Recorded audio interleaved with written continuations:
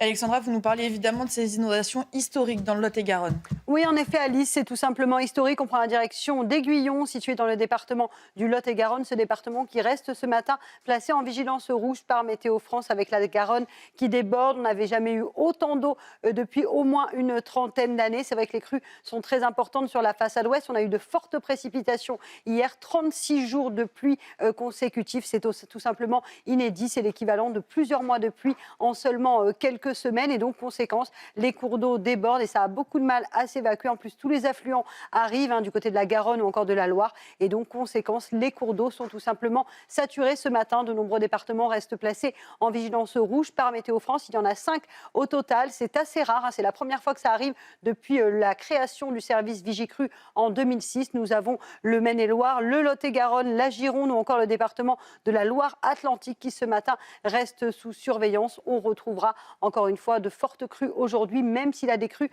va commencer à s'amorcer puisque les nouvelles sont plutôt bonnes. On va en parler, retour de l'anticyclone et donc on va retrouver enfin un temps un peu plus sec. Alors ce matin, on retrouve quelques averses résiduelles sur les régions centrales ou encore sur le Grand Est. Risque d'avalanche qui se maintient en montagne, mais regardez à l'arrière de ce front, déjà le temps est beaucoup plus sec entre la Garonne, les Pays de la Loire ou encore en allant vers le Maine-et-Loire. On retrouve du vent en Méditerranée, ce qui aura pour mérite de dégager le ciel grand beau temps aujourd'hui autour du golfe du Lion. Dans l'après-midi, ça ira de mieux en mieux. C'est globalement une belle après-midi qui vous attend, excepté sur les régions du nord avec l'arrivée d'un front très peu actif. On aura du vent près des côtes de la Manche et un temps toujours assez mitigé entre la Bourgogne, les Alpes ou encore en remontant vers le Grand Est. Belles éclaircies à l'ouest avec enfin un temps sec entre les Pays de la Loire et la Garonne. Et j'insiste là-dessus, ce qui va donc amorcer la décrue. Le pic de crue est très souvent attendu aujourd'hui, mais petit à petit, les eaux devraient baisser. Des températures, rien à signaler, c'est très doux ce matin, localement jusqu'à 9 degrés pour La Rochelle ou encore 11 degrés au